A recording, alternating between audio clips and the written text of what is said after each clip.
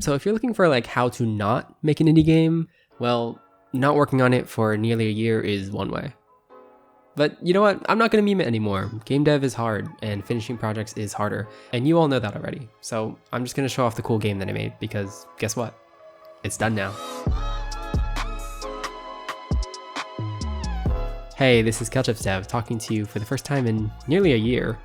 I'm super beyond excited to announce that I've finally finished the indie game project, which you're seeing on the screen now. Yep, that's right, Unnamed Indie Game finally has a name, which I'm proud to be unveiling, drumroll please, is a forest walk, which you can play on itch.io now for completely free. It's a hack and slash roguelite, where you've got just one goal, get home. Each time you die, you can pay for gold for permanent upgrades that make your next run more powerful. Things like poison arrows and crit chance. And these upgrades eventually means you can get further, which means more gold, and then more upgrades, and you get the idea. Standard roguelite stuff. Anyway, if you're new around here, what you're looking at is what was going to be my dream game. I'm an indie game developer, and this is the canonical dream game project.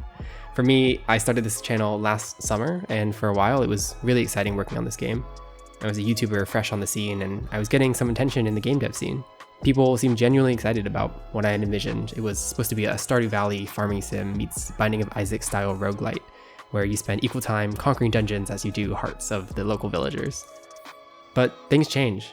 I went to school in the fall, and for all the time and love that I'd put into this game last summer, my priorities shifted. Now, I'm not here to make excuses. You all know that game dev and doing anything creative is tough and takes discipline as well as passion. But I fell into some pitfalls that stretched this game's development out for a 9-month period. 9 months, where I didn't make any progress at all, so I'm here to share what I wish I'd done differently. If you're looking to be an indie game developer, even just as a hobby, here are the things that I think will set you up for success, so that a game like this doesn't take you nearly a year to make, when it could have been done in just a few months. Number 1, just finish. By far the most important piece of advice I can give you is to simply finish your games. And it sounds simple to do, right? But harder in practice. Hey, this is Editing KalechippsDev talking to you, and I realized this was so important to me that even in my first devlog, I had a whole spiel about how important it was for me that I finished this game. So I'm gonna play that now. Alright, first and foremost, and the most important thing, I want to finish this game. Now, that's pretty obvious, but it's a surprisingly difficult thing to do, I think, and the inability to finish is something that kind of plagues the indie dev community, with a ton of developers just not being able to finish a larger scoped game. And this is probably the largest scope game that I've taken on so far, so that was part of the reason that I made this devlog series, to keep me accountable and keep this project finishable. And even if that means cutting some features, I really believe in this project and want to see it to its completion, no matter what form that's in. When it comes to game dev, it is dangerously easy to underestimate how long things will take. Even simple things become hard because one day you try to add a simple enemy to your game, and then you have to spend a whole day researching pathfinding, but once you finally get the enemy in, it doesn't interact with projectiles in the right way. For some reason, when an arrow hits it, it doesn't take damage, which means you have to rework your projectile system, which you get the point. A game dev saying that I've heard is plan out how long you think a game is going to take to finish, and then double it, and that's actually how long it'll take. Because that's just the code part. Like now imagine design and art, all of the marketing things you have to do.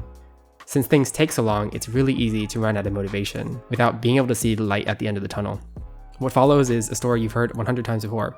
You drop that game idea because you have another one that is so much more exciting and shiny than your current project, only to start developing that game and fall into the same trap a few months down the line. Now, I decided early on that I wanted to finish this game no matter what. Even if that means cutting some features, I really believe in this project. Because it was important to me to not be another one of those cliche game developers who just can't finish a game. But also because even if the game didn't make it to where I eventually wanted it to go, the game that I did end up making, the one that you're seeing on your screen right now, deserves to be out in the world because I really love this project and so many of you did as well. So I ended up cutting a lot of content that I'd originally planned for this game. This game, like I said, was going to be my magnum opus, my dream game. But what came out is even better. It's something that people can actually play, not just a project that lives in my dreams. Even if it's imperfect in terms of doing what game devs want to do, which is make games that people actually play, you'll never get anywhere if you don't at least finish something. So my number one tip is at least put things out in the world that people can play. You will learn so much from the feedback loop you get from that. Second tip, don't go alone. Find a community of people to hold you accountable for your game dev goals. Now, especially for creative projects like this, where there's no deadline or real consequences for not doing it, what's going to push you to get off your butt and make that dream game or create that art piece?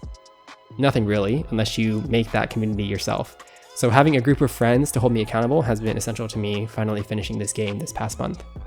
What I've done recently is organize a Discord server with some of my close friends who are all working on their own creative projects.